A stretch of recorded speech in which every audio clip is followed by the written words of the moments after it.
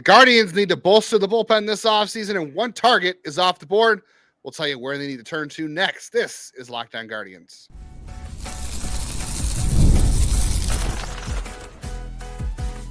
You are Locked On Guardians, your daily podcast on the Cleveland Guardians. Part of the Locked On Podcast Network, your team every day. What is up, Guardians fans? We missed you. Hope you had a great holiday weekend. Thanks for hanging out with us for the next half hour, as we're back on Locked On Guardians, the only daily podcast that covers your team every day, from the majors, the minors, the draft, and everything in between. Part of the Locked On Podcast Network, now the #1 sports podcast network. I'm Justin Lada. If you're new here, one of the two co-hosts for the last 3 years of counting, with my friend and co-host Jeff Ellis. And I've spent 18 years covering the Guardians minor league system as a prospect writer and editor. As you mentioned, I'm Jeff Ellis. I've been here since Locked On expanded into baseball all of 6 years ago. I'm going on year 7. Before that, I was a national writer at Scott 24/7, focused on prospects and draft. I want to thank you for making today's episode your first listen today and every day, wherever it is you get podcasts, as well as a big shout out to each and all of our everydayers out there sticking with us through the long slog that can be a Guardians off season. We're waiting on that first move, like most organizations are, though, in baseball. Let's be honest. The Guardians signed Austin Hedges and Nolan Jones. Those are big moves right now, okay? You're waiting on a move. I saw big moves, Jeff. What are you talking about? Matt Festa as well, if we're going to count. Matt Festa, yeah. A few other guys who had arbitration contracts. Yeah, so the moves have already been cast, man. We're all here. No, we'll talk about the Guardians need to start making opt-outs part of their contract models to attract free agents or extensions. We'll get into that on today's show. We'll dive into the Guardians' decision to let Sam Hentges go, as he is signed with the San Francisco Giants. But first, on today's Locked On Guardians, we're diving in to Ryan Helsley, a reliever coming off the market, and where the Guardians need to turn to next this offseason. So before we get started, download the Game Time app, create an account. Use code LOCKEDONMLB for your first purchase. This episode is brought to you by Game Time. Terms apply. Download Game Time today. What time is it? It's game time. All right, so the big news over the holiday weekend was Ryan Helsley going to the Orioles at $228 with an opt-out. Pretty reasonable contract. I was at the Cavs game on Sunday, and I texted you, and I said, well, normally when I go to sporting events that don't involve baseball, things happen. So I was like, be prepared for some sort of move happening while I'm at the game, and it didn't. So I guess that only happens in like December and not we know they like to celebrate holidays with this team, that they're very, they believe in a work-life balance. So I'm not too surprised, but I was expecting it to happen as well. Yeah, it always never fails. Like I think last year, and I forgot there was a trade last year. It was like during the Ohio State game that during the Ohio State game, Josh Naylor got traded. I was watching the Ohio State game. Was it? Yeah, and then Jimenez. There was something else because that was the day of the MLB draft lottery, and you couldn't make it last year. And so both of those days last year, something got you. Yeah, those things usually happen. But yeah, so the holiday did happen. That was Ryan Helsley off the market. And he was a guy you and I were both kind of interested in for Cleveland. And a maybe more, not standoffish isn't the word. The word is more lukewarm. Does that sound a better way to put it? Yeah. It's a good contract. I will say, like, $228 for who he is at this point is pretty good. Like his fastball velo is still good. He had a rough year. He was doing good with the Cardinals. Then he got traded to the Mets, and then he says he was tipping his pitches, and other people have confirmed that. And if that's all that was wrong with him, then I think the Orioles probably get a steal at this deal on Ryan Helsley. So I guess the question is, like, for Cleveland, are you interested in? And he gets an opt-out for the first year, so essentially we'll say he's at least going to get $14 million for 2026. Do you think the Guardians should have been in on Ryan Helsley at 1 year, $14 million, and letting him maybe walk away next year if he returns to form? I'll do my part as always, and people get mad at me at being the devil's advocate, but I think part of my job as always is to explain the why. And the why, they said in reports, 15 teams checked in on not Rogers, it's someone I might talk about later. Helsley, wrong, former Met. But the reason only half the league did, and you're like, well, isn't half the league? It's like more than half the league is trying to compete, and basically every team needs bullpen help. So why didn't they check in? So Helsley is going to turn 32 this year. His last 3 years, his fastball, not even counting just last year, some of the pitch tipping, his fastball has been less effective. And he's a guy with some command and some control struggles, which don't often age well. Slider is filthy. It's one of the best pitches in baseball. It's an absolute dominator. So I think even if he's like 1 and a half solid pitches, he can still be a solid reliever. The price is about right. It's more than I think some places had for an estimate, but it's not a ton more. I also really need to see what that buyout deal is. Like, that's the whole game anymore. Yeah, he's getting 14 million this year, but of that 14 million for next year, is it like a $6 million buyout? Is it a $5 million buyout? Like, the game more and more is getting a large buyout. So then you get to go back on the market and you end up doing the composite. You get 14 million throughout the year and then a nice $5 million bonus, and then you hit free agency again. So I'll be curious to see exactly what his buyout is. He's a I do want to take some time at some point and tinfoil this about the curse of the Rolaids reliever of the year. He won it in 24 with him and Clase, and Helsley had his struggles. The guy who won it before Clase won it is Batista, or is that his name? Felix Bautista. Yeah, who's with Baltimore, who blew his arm out this year, and that's why Baltimore needs to be in search for a reliever. So there's been some really bad luck with that award in recent years, but since they brought it back. So in general, relievers are very flammable as assets. I think this is a solid deal for both sides. I don't think it's a big overbuy, a big undersell. Cleveland was never going to be the first team out of the gate on a reliever. No, not at all. The 100%, the wait in the weeds and see. Pick off the sick deer at the end. But right now, I would have liked to see them talk with him. I will say this, with his kind of higher walk numbers, he would have driven me insane. So part of me is glad he isn't there. Like, that's nothing drives me more nuts at the end of a game than someone walking people. So I guess for my blood pressure, I'm glad he is with Baltimore. Yeah, at that price, if he has a great year, then you're happy and he opts out. It is what it is. You're not locked into him for a second year. But if he struggles, that's not great either. The guy, I don't know if we talked about Phil Maton. He went to the Cubs for $214. I would have been more interested in Phil Maton at that price. But I will say, free agent relievers are a very risky play. It's a landmine, honestly, when you sign free agent relievers. We've seen a lot of those blow up. Like Edwin Diaz, he signed with he got traded to the Mets from. Yeah, he was part of that Robinson Cano. So he's a free agent this offseason, and nobody's he had an opt out. Yeah, well, nobody's pretending Cleveland's in on that, but Cleveland's past relief signings have been the major league ones have been Masa Kobayashi. Remember that one? That was certainly a fun one. Boone Logan, who that one worked out very poorly. Paul Sewald didn't go great. Jacob Junis was good this year. That's been their best relief free agent signing. The chunk heap guys, the Enyels, the Manships, the Oteros, that's where they've had their luck, is the junk signs, not the guys they give contracts to. The problem is this bullpen needs a proven reliever. Kerry Wood. Oh man, I can't tell you how excited I was for that deal. I knew Kerry Wood obviously wasn't the 90s Kerry Wood, but man, I was pretty geeked for that signing, and that went in a very wrong direction very quickly. Which, hey, it got him Austin Kearns, who was semi good for a year and a half, and then Austin Kearns got them. Was that McAllister? Yeah, I got him Zach McAllister. So I would say that signing actually went pretty good. Now that I think about it, I think the Kerry Wood signing, the trade tree went pretty good. So how dare you, sir? No, I mean, this team needs a proven reliever. They do. The scrap heap guys are great and all. I love the Enyels. I love, the Jeff Manships, all that kind of stuff. That's great. You can get those guys. But I think this team, because of the Clase situation, needs a proven guy out there. And what you're seeing on the market with Helsley right there and Phil Maton is that's the cost of a proven reliever. So the question now is, who's left and who should they pay? What direction should they go in? Jeff and I are going to rank some relievers that are left. We'll tell you what direction the Guardians should go in on the free agent relief market next.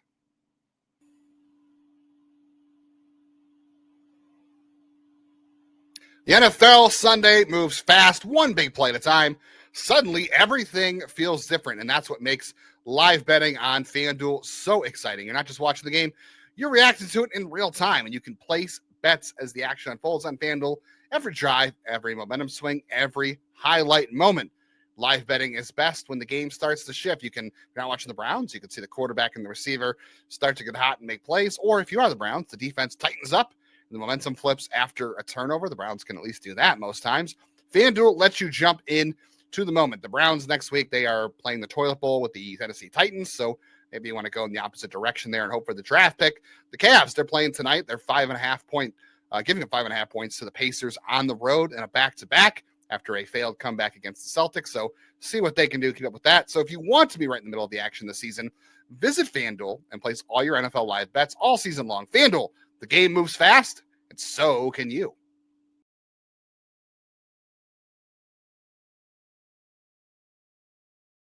As always, want to thank you for making Locked On Guardians part of your daily routine. We do love being part of that with you every single day, and appreciate all of you who have made Locked On the #1 sports podcast network. We would not be here without any of you. We sincerely mean that every single time we say it. Keep up to date with all things Guardians all off season long. The winter meetings where nothing happens next week, but you can hit the bell on YouTube, and that will get you notifications of all reaction videos. I did a quick one to Ryan Helsley signing to the Orioles over the weekend. You can auto download all the podcasts too on your audio platforms. Keep the show in your feed during the holiday season, no matter what's going on, to make those drives a little bit easier. Maybe you're doing some Christmas shopping, although I don't know who does that in person anymore, but you could do that. Or, you're out shoveling snow. Hopefully you're not doing that, but that is inevitable. Yeah. I had to shovel my walkway, but luckily I don't have to shovel anything else. So I'm very grateful for that. We got about 6 or 7 inches over the weekend up here. 6, 7, you say? I just ended the show and the week for Jeff, but he walked right into it. At this point, it's lost its point. We have managed to slowly wring the life out of that as teachers. I mean, good. I included like every example. Like I made a talked about the 6-7 club and things like that on math tests. The kids are just like, it's not funny anymore. I go, I know, that's the point. Oh my god. So your #1 free agent reliever left on the market, Jeff, has to be Eric Plunk, Steve Reed, Paul Ossenmacher, John Rocker.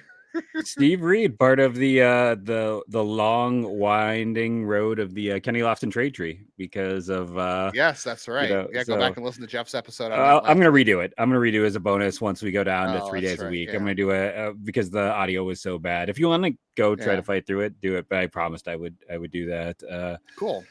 But looking forward to that. I mean, I feel like the #1, at this point in time, has to be Edwin Diaz, right? I mean, they're not going to get him, but he's the #1 reliever available. Oh, see, I didn't even rank them based on who's left. I rank them based on who I think is realistic for Cleveland. Then I guess Evan Williams would be that because he's my #2. I didn't include him because I think he's potentially there. I still think he is. There's a lot of people who kind of doubt him still to various degrees. So he has some.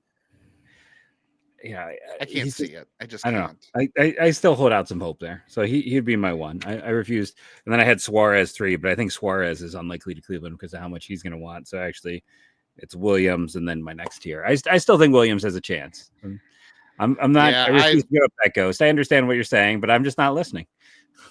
Yeah, fair enough. That's fine. My wife doesn't listen to me either, so why not you? Because I talk to you more than I talk to my wife, and she doesn't listen to me. So why should you?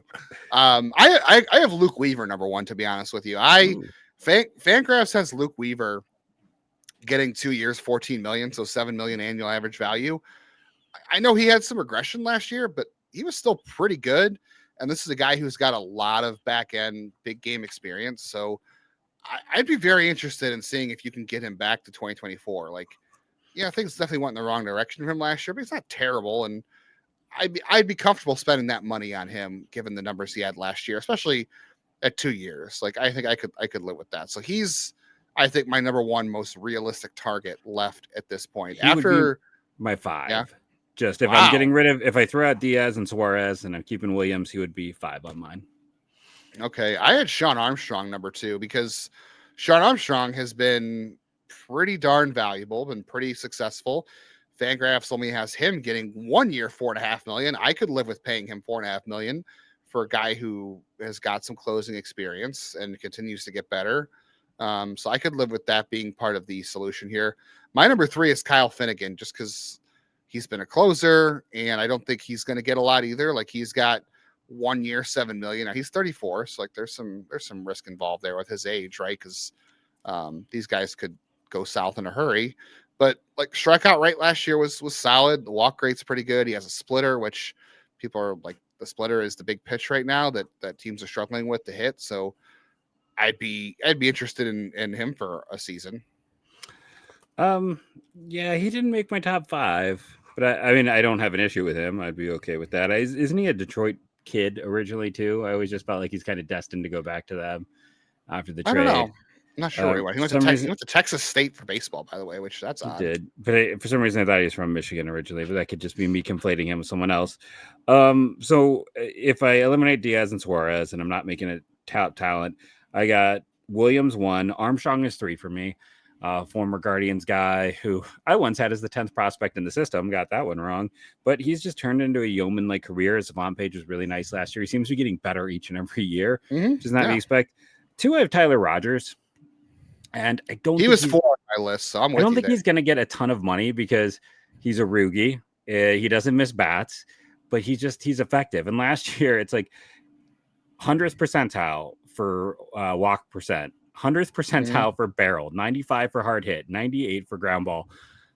Especially if you're going to stick with Arias and Rocchio on the infield with Jose, and if you maybe have Kafis playing defensively at first, where he's above average, like. There's going to be a ton of balls on the ground with Rogers. You have a really good infield defense with the way this team is set up. He doesn't miss bats. He's older. You only really want to make him a Rugi, but because of his age, and he's just been really effective. Like, ERA is a very imperfect way to judge a reliever, but 74 innings, 70 innings, 77 innings, and his worst ERA is 3.04. Last year was likely a career year, but I think you can count on this guy, especially because the side armors never die. Like, Jesse Orosco was, I believe, pitching until he literally died. I think he died on the mound. I mean, he was literally. Isn't Jesse Orosco still alive? Wait a second. Did you just kill Jesse Orosco? He's probably still pitching somewhere. No, he pitched well into his 40s. He was, I want to say he was like 43, 44 when that dude finally retired. He retired. Well, Jesse Orosco's definitely still alive, so charge Jeff with attempted murder on our show. He pitched until 2003, which would have made him, I don't know. He's 68 right now, so there you go. But I just side armors, guys with that like weird delivery, and I've talked about they need some funk, they need some different looks out of the pen. If you're not going to trade for that funk from the Rockies, then Tyler Rogers is a better version. Like, honestly, he's just done it a lot of years. You want that guy. And the reason he popped so much this year is in the past, his fastball has always been dynamic. Last year, his slider, it's a sinker really, but his slider was really good. And normally that's kind of more of a meh pitch for him. So if he can maintain that slider as a weapon, then he's going to stay elevated. If not, he's still a good pitcher. So Rogers was my 2, Armstrong 3. I'm going to. Go ahead. Let me tell you the rest of my list. So after Rogers, my list of like proven back, because my issue here is I think Cleveland needs a guy to mention. So that's proven, not proven. Okay, so my whole initial thought was like I want somebody in this bullpen who has proven experience in the back end. So like I said, Weaver, Armstrong, Finnegan, Rogers. That's kind of where it ends for me in terms of like guys that I think could be towards the back end. After that, my list of guys I wanted to go after that on the free agent market was guys like Jacob Webb, who had a solid year last year. You mentioned Hunter Harvey in the past. If they were to sign a guy like Hunter Harvey, I would want them to get somebody else because Hunter Harvey to me is health. And then after that, I have Brad Keller. Like Brad Keller, I know he had a good year last year and he was solid. Yeah, he's on your list too. Okay, Brad Keller. My issue with Brad Keller is it's 1 year and there are teams that are talking to him as a starter again as well. Yeah. So I'm leery on that. After that, I had Gregory Soto, who has control issues, but he's solid. And then I had another guy that's way down the board, Dory Moretta, who's been pretty good. But like, again, this is a guy that's unproven. So that's why I said, like, if you want to throw Keller in there, that's fine. But I stopped at Rogers as far as proven, like, 8th inning guys. That's why I stopped there. So Jeff's got more on his list. Jeff, you can give us your list in a second. We got to talk still about Sam Hentges leaving. And we got to talk about whether or not the Guardians need to be including opt-outs in future contracts. Next on Locked On Guardians. The World Cup is coming back to North America for the first time since 1994. 48 teams for the first time ever. This is going to be a massive tournament. Let's be honest. We know that getting tickets, that's going to be a very hard part. And that's why the Game Time app is going to be clutch. It's going to be your best friend because it's finally giving the real advantage back to fans like you when it comes to snagging the seats. With Game Time, you can track price drops in real time. You can get alerts when great seats open up. You can buy tickets the moment they hit the app, and it puts the power back in your hands so you can go to the World Cup instead of making it impossible.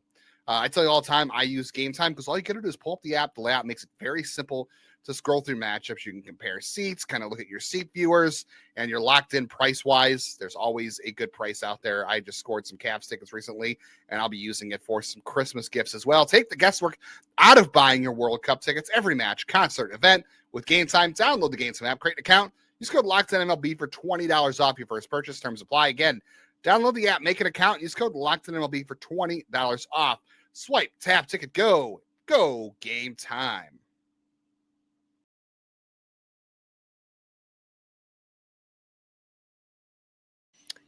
If you're in need of some more baseball talk this winter, and I know you are, if you're a diehard baseball fan like Jeff and I, you can check us out on all your social media apps. Jeff, MLB Draft everywhere, myself, JL_baseball or JL Baseball. And you can also join the Locked On Guardians Insiders Club. We text daily with the community. We drop some news, some rumors when we get them. We ask for mailbag questions, which we'll do this week. We do monthly video chats, which I'm also going to send out this week as well. Provide some bonus content from time to time. And that is over at joinsubtext.com/LockedOnGuardians to tap in. And if you're a big fan of the show, we've got some great announcements coming soon about how to be more involved with the show every single day. All right, Jeff. So who is left on your list? I spoiled Hunter Harvey for you, but again, I mentioned Hunter Harvey for me. I just want to throw out the why on Brad Keller. It is 1 year performance, but he was at Kansas City as a starter for almost that entire run. And what we've talked about, most great relievers were former starters. They kept running him out because they didn't have a better option. He leaves Kansas City, his final year, his walk year, he has a bad walk year. Goes to the White Sox because that works so well for everyone. Ends up going to Boston, settles in with the Cubs, full-time reliever. That's his role. And over the years, he's had a really inconsistent arm angle. He found a really good arm angle this year. He's been kind of between 45 to 50. He's at 47. He's been increasing his sweeper usage. He's like changing his pitch mix. He is, moving into a role that's probably better. I think signing him as a starter is foolhardy. I could be wrong. And for as great as people are like, oh, Kansas City pitching development, Chris Bubeck is a nice story, but the unfortunate problem is it took 5 years to get there. So he's in a walk year. Kansas City's got this problem where the former first rounder, they didn't get him there till his second to last year. Seth Lugo, the Padres did that. Like he got, the help to make him a starter as he was leaving San Diego. Raggins is a success story for them. And I'm blanking on, is it Cameron, the other lefty for them this year? Noah Cameron. Yeah. Noah Cameron. It's been recent, though, where they've finally started to have that success. For the early part of Bubic, for Singer, for Jackson Kowar, like all of those guys who were there at that same time, it was pretty ugly. So like the development on Keller wasn't great to begin with. So again, I'm always wanting to buy low on a guy who was there. Like Kansas City is doing well with development, I'd say in the last 3 to 4 years with pitchers. And that's after, Keller was kind of at the end of it. So it's, I think, I don't think he's going to replicate what he did, but I think he's an interesting guy to see how it just kind of plays out with him. Let me just throw the money out there real quick for you. So Tyler Rogers, we talked about before, he is projected 1.8. Would you pay Tyler Rogers $8 million for 1 year? Oh, absolutely. I mean, you paid Sewald 7. I mean, that's true. Brad Keller. Yeah. Brad Keller's 212. Would you pay Brad Keller 212? Yeah, he is 30. He's only 30, so he's 30. There's some mileage left. You got 2 years. It's $6 million a year. That doesn't bother me. Okay, so before we move on to Sam Hentges, did you have any thoughts on Webb, Soto, Moretta? Soto, it's always the command. I can't get past. Yeah. Maybe it's too much out of the park baseball over the years. The last thing you want to do is any pitcher who walks guys. It always comes back to bite you, especially at the end of games with relievers. Command issues. So Soto, Moretta, I haven't spent a ton of time on him. He's had his ups and downs. I really want to dive deep on the numbers. Yeah. And then was it Harvey? Was the other, like I like Hunter Harvey. It's just health. Like health has been. Yeah, you brought him up a few weeks ago. It's like I have a hard time buying on a guy with health issues for this team in particular because you just can't afford multiple guys sitting on. If you have like 3 relievers on the injured list, you're in trouble. Yeah. Speaking of yeah, unhealthy relievers, that I think played a big role in why Sam Hentges was allowed to go. Because, at first it seemed like, okay, why would you pay Sam Hentges, $1.3 million to rehab and then let him go? The more I thought about it, because obviously he signed with San Francisco for 1.4, the more I think about it, I think there's more questions about his recovery. I'm honestly surprised he got a major league deal. Like, he's got a lot of upside as a reliever. And that's pretty cheap for the risk. But I think where the Guardians are right now, like the Clase situation, he's done. Sabrowski has health and consistency issues. Heron wasn't consistent last year. Smith and Gaddis, you're only like real reliable guys. Matt Festa is a 6th inning guy. So, like, I don't know if you can dedicate a roster spot and the money, even as cheap as it is, to a guy like Hentges right now when you need to add, I think, another reliable piece to this bullpen. Like, I know they like generally like cheap buy low options, and that's where Hentges is. But if he was a free agent, like I would say, oh yeah, I'd like that. But my issue is if you sign that guy, you have to get somebody else. Like, he can't be your big addition to the bullpen. So that's why I'm like okay with letting him go. As long as you're not doing that, let's spread the money around approach. Every dollar counts with this team. So I would rather spend it on something bigger and just have Hentges as like a addition instead of like the big ticket for the bullpen. You know what I mean? Yeah, and just to kind of further expand, like I think they feel part of the reason he was let go this year as opposed to last year is I think they feel very good about Heron and Sabrowski. A year ago, Sabrowski stepped up, but like they didn't have the full year of data. Now, like Hentges would be entering, and don't get me wrong, ceiling wise, he could end up being the best of that group, but he'd be a third lefty, and then you add in the health, and this has been his problem since the minute they drafted him. Is health. He's a big guy. He's entering, he's going to turn 30 in the middle of the season. He didn't even pitch last year, and he still needed surgery. He had a year of rest. Surgery. Yeah. He needed another surgery on his knee. So it's like he wasn't even pitching. He's getting hurt. And again, I think, you can go back to maybe 2 off seasons ago where I said he was the most important reliever in this bullpen because, they knew what they had with Clase, and it was before Cade Smith had broken in. And like, he has a chance to be that. They needed another arm. I'm like, this could be that other arm. He, basically saying that he could be what Cade Smith was. Like you and I were huge believers, but it just health has never been there for him. He is another guy where it's just been multiple, what is it, 2 Tommy Johns for him? Like now? No, it's one Tommy John shoulder and a shoulder, and then but it's even in the minors, it was never-ending sets of injuries that set him back. So you really just couldn't count on the health, and he kind of got replaced. And he's that 6'8" size when you're already injury prone. And again, I'm just going to point out he wasn't pitching last year, and he still needed knee surgery. Like It feels like a body that has been breaking down for years in a variety of ways. And baseball is a long season, and it's very easy. And it's not like he doesn't take care of himself. He does. He's just a big dude, and the active pitching, it's a lot of wear and tear on a body. He could end up being a fantastic signing. Like, this could end up being a great signing in the end. But I also think, he's had 2 seasons where he's pitched 50 games in the majors. I don't know if he's ever going to do that again. Yeah, and the price is worth the risk. It's just yes, for Cleveland's situation right now, they need something that's a little more stable. They can't dedicate another roster spot to that. Real quickly, I know we're running short on time, but I said we talk about this. So, we talked about the Ryan Helsley, the 1+1, where he's got an opt out or he could opt in. Cleveland, these are becoming more common contracts. Cleveland hasn't done a ton of these. That's been Bieber and Bell, and neither of them worked out, although we'll see what Cal Steven gives you. But if Cleveland wants more high risk, high reward free agents, like I know people are saying, give $30 million to Pete Alonso for 1 year. That's not happening. That doesn't happen. But if you want the bigger ish relievers, the guys, like, you're not going to get big names, but if you got guys that are betting on themselves, like a bounce back year, like the Gleyber Torres, right? Like that, if you want that kind of piece, Cleveland has to be more willing to do the 1+1s. So That's the Kleiber was a only straight one last year, wasn't he? It was just only 1 he year. was. You're right. But if Cleveland wants like you're never going to get the Alex Bregman, but like those kind of deals though is what Cleveland I think needs to be interested in, because that's the way you're going to get those pieces. Like you're not going to get an Alex Bregman, but that's the kind of deal you need to start throwing out there, I think, in order to get some of those free agents that might give you, again, it's going to be high risk, but that's high reward. And you see what happens. Like I know it didn't work out for Bell, but I'd be interested in seeing Cleveland be a little more in that market to see if they can land some more upside in free agency. You know what I mean? Yeah, because the players love that deal. Because if it pays off for you, you get an opt out and you get a nice, like typically like $5 to $10 million buyout, which they love. And if it doesn't work out, then they've got a lot of security for the next year, right? So it's like, and what we see, worked out for Josh Bell because he sucked.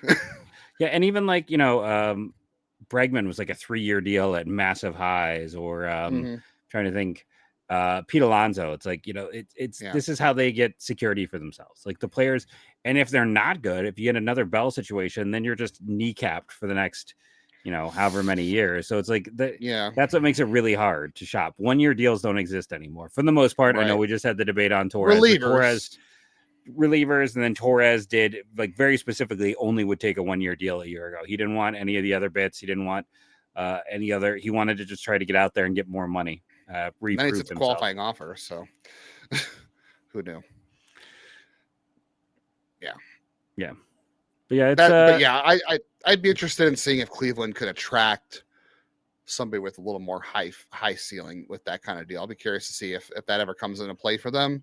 I wish we could ask Chris Antonetti that, but that's not what we're going to hear at the winter meetings, because they're not going to do anything at the winter meetings. Speaking of the winter meetings, tomorrow's show, Jeff and I are going to do our off-season wish list. It is Christmas, or it is December 1st. I guess it's not Christmas, but it's December 1st. So it's the time for wish list. So we're going to do our off-season wish list. You can join us and give it to us in the comments. You can email the show at loguardians@gmail.com.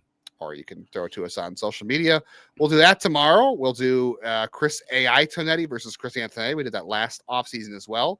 So we'll see if Jeff can discern real Chris Antonetti quotes versus Chris A.I. Tonetti quotes. We have our pitcher prospect tools draft we have to do. We did the hitter one last week. And at the end of the week, we'll do a mailbag with our insiders. So lots to look forward to this week as we head into the winter meetings next week.